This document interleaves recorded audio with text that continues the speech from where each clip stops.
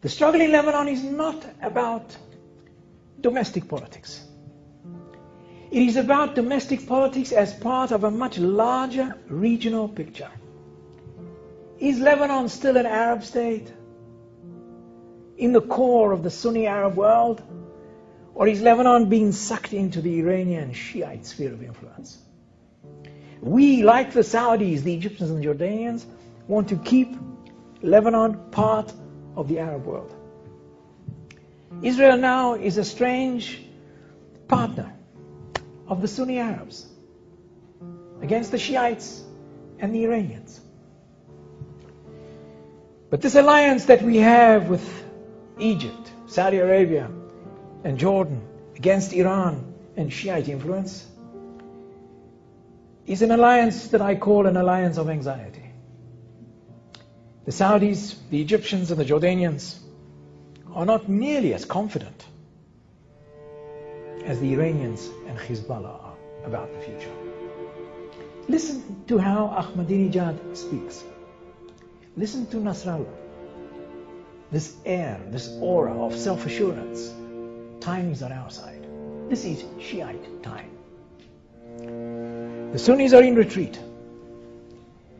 And they are hardly as confident and self-assured as the Iranians and their allies are. So Israel's allies in this regard, as I say, an alliance of anxiety, a rather weak reed.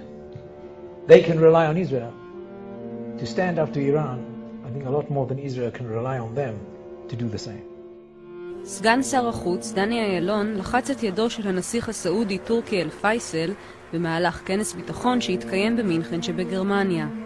אילון התנגד לפיצול הפאנל נוכח הטענה כי הנסיך הסעודי סירב לשבת עמו בפאנל, וכך נולדה לחיצת היד הדרמטית. Well, since Mr. Turki Al-Faisal called into question my integrity, then I would offer something which is very simple.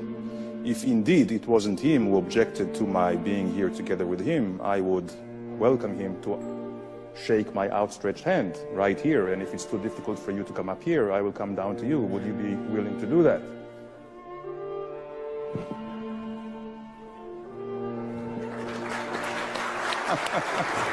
Very good.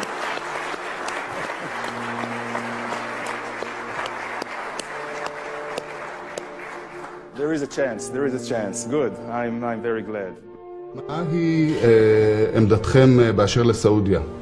האם היחסים שלכם עם סעודיה השתפרו, והאם יש שיתוף פעולה בין המדינות?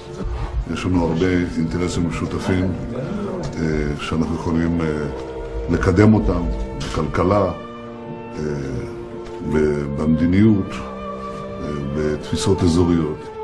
אני גם מאמין שסעודיה רואה כמונו שיש סכנה גדולה מאוד מהתפשטות הטרור על ידי גורמים קיצוניים. ואני מצפה שהמשטר הסעודי, כמו משטרים אחרים, יפעלו נגד כוחות מסוכנים אלה.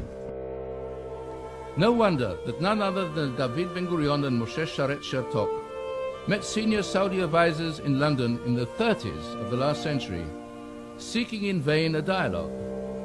Ben-Gurion told Hafiz Wahaba, a senior royal court advisor, an Egyptian by the way, all the court advisors of the Ibn Saud were non-Saudis, for reasons I'm sure you will understand, that only King Ibn Saud was capable of effecting a historic rapprochement between the Arabs and the Jews of Palestine.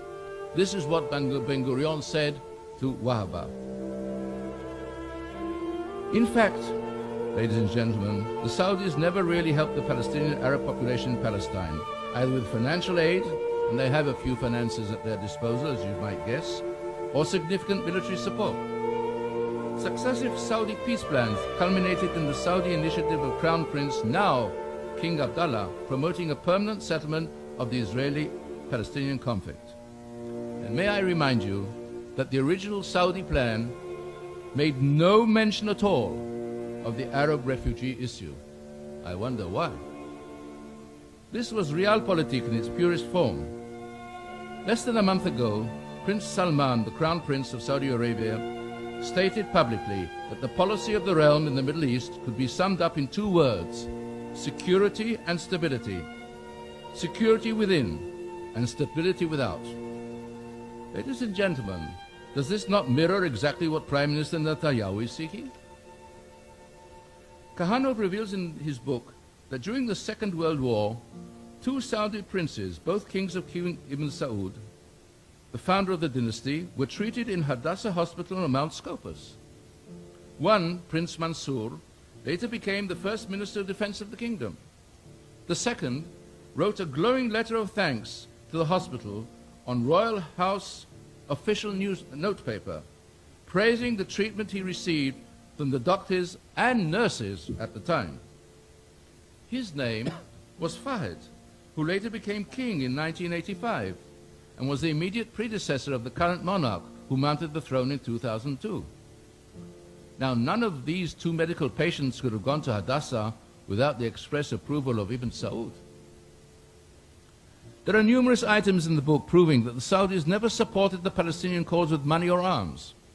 Ibn Saud viewed the Palestinian national movements as potential threats to stability in the region. And King Abdallah of today now seeks a swift end to the Palestinian problem as he accepts Israel's legitimacy.